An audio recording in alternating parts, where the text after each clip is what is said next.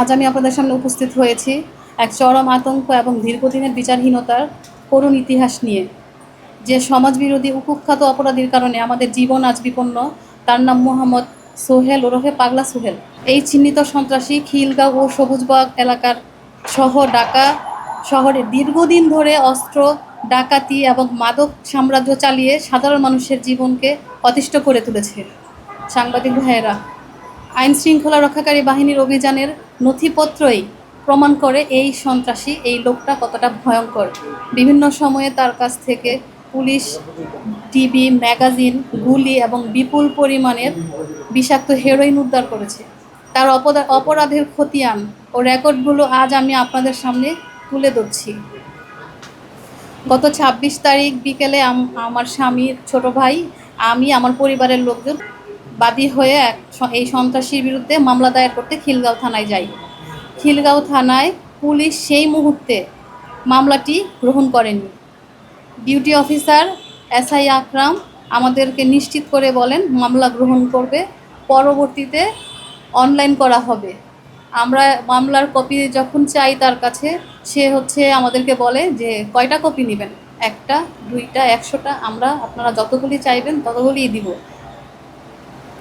এছাড়া খিলগাঁও থানার ওসি মোহাম্মদ শফিকুল ইসলাম ও তদন্ত ওসি গোলাম মুস্তফা মামলাটি নেননি। পুলিশ মামলার জন্য আমাদের কাছে সাক্ষীর নাম ও বিবরণ সংগ্রহ করে, কিন্তু অত্যন্ত পরিতাপের বিষয়, আমাদের মামলাটি ঝুলিয়ে রেখেছে।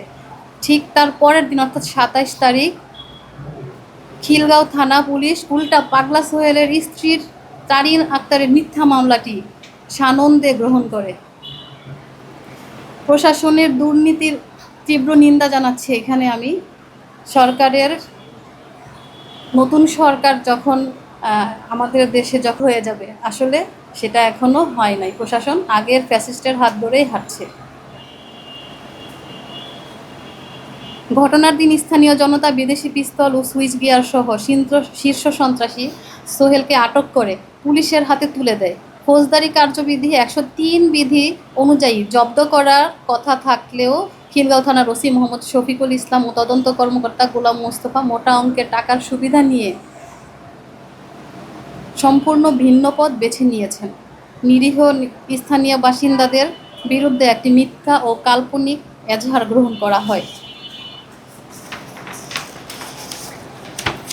নাটকীয়ভাবে এজাহারে আরও উল্লেখ করা হয়, স্থানীয়রা এগিয়ে আসলে সন্ত্রাসীদের মধ্য থেকে একজন পিস্তল দেখিয়ে তাদেরকে ভয় দেখায় এবং সোহেলকে ফাঁসানোর উদ্দেশ্যে তার পাশেই অস্ত্রটি রেখে পালিয়ে যায়।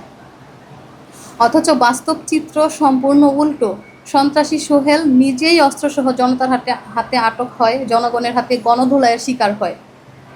এই ন্যাক্কারজনক ঘটনার সাথে জড়িত খিলগাঁও থানার ওসি মোহাম্মদ শফিকুল ইসলাম ও তদন্ত ওসি গোলাম মোস্তফা, তাদের বিরুদ্ধে নিরপেক্ষ তদন্ত সাপেক্ষে কঠোর বিভাগীয় আইনানুগ ব্যবস্থা গ্রহণ করার জন্য ঊর্ধ্বতন মহলের আশু হস্তক্ষেপ কামনা করছি। ভুক্তভোগী এলাকাবাসী, উপস্থিত সাংবাদিকবৃন্দ, পাগলা সোহেলের স্ত্রী তারিন আক্তার নিজেকে দৈনিক ইত্তেফাকের সংবাদকর্মী হিসেবে দাবি করছেন। আসলে সে কি সংবাদকর্মী, নাকি সে সাংবাদিকতার পেছনে সে সন্ত্রাসী? এই সন্ত্রাসকে সে সমানভাবে সে সাপোর্ট করে যাচ্ছে। তার সহায়তায় তার স্বামী পাগলা সোহেল সে সকল রকমের সন্ত্রাসী কার্যকলাপ সানন্দে চালিয়ে যাচ্ছে। তিনি দাবি করেছেন যে নন্দীপাড়ায় ব্যবসায়িক বিরোধের জেরে মব বা উশৃঙ্খলা জনতা তৈরি করে তার স্বামীকে হত্যার চেষ্টা করেছে। তার কাছ থেকে উদ্ধার হওয়া পিস্তল ও চাকু নাকি ষড়যন্ত্রমূলকভাবে দেওয়া হয়েছে, কিন্তু পুলিশের দীর্ঘদিনের অফিসিয়াল রেকর্ড ও সিডিএমএস ফাইল সম্পূর্ণ ভিন্ন কথা বলে। 2010 থেকে 2023 সালে তার বিরুদ্ধে অস্ত্র, ডাকাতির প্রস্তুতি, নারী নির্যাতন অন্তত 6টি গুরুতর মামলা রয়েছে। 2021 সালের অস্ত্র মামলায় সে সময় ডিবি পুলিশের চেকপোস্টে মোটরসাইকেল সহ পালানোর সময় তার প্যান্টের পকেট থেকে একটি বিদেশি পিস্তল ও তাজা গুলি উদ্ধার করা হয়েছিল, যা 154 নং ধারায় ফৌজদারি অপরাধ।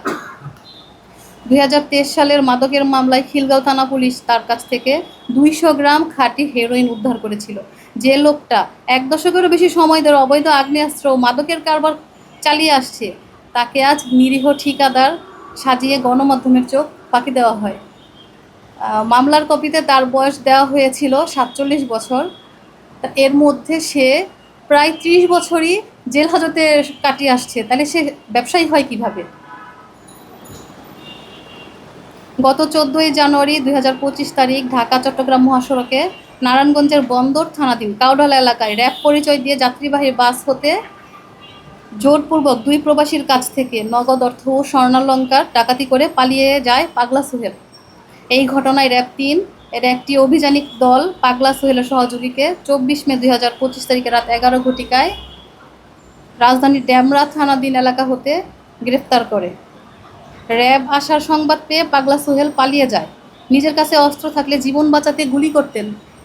তার স্ত্রীর এমনই মন্তব্য প্রমাণ করে যে তারা কতটা হিংস্র ও আইনকে তোয়াক্কা করে না।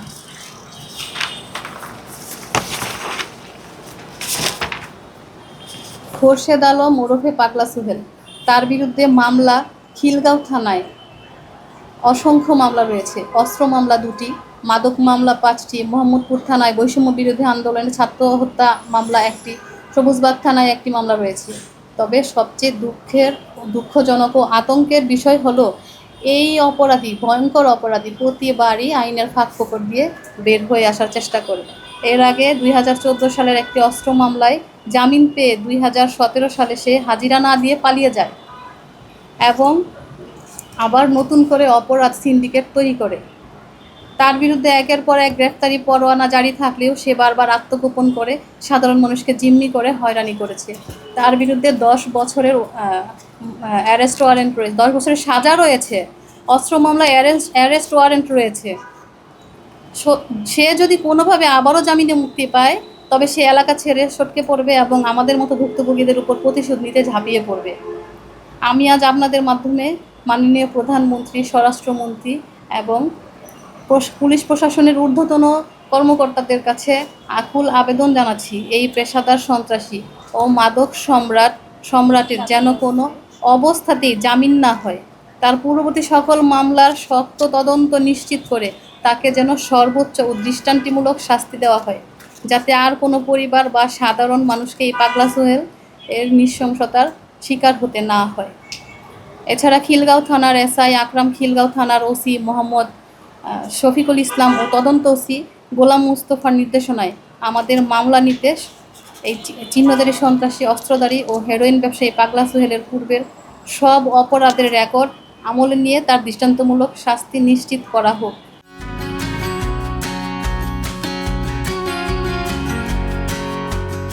আমি জানতে চাই, এসআই ওনার বক্তব্যে বলছেন যে তার উপরে চাপ আছে, আমাদের মামলাটা এই জন্য নেওয়া হয়নি।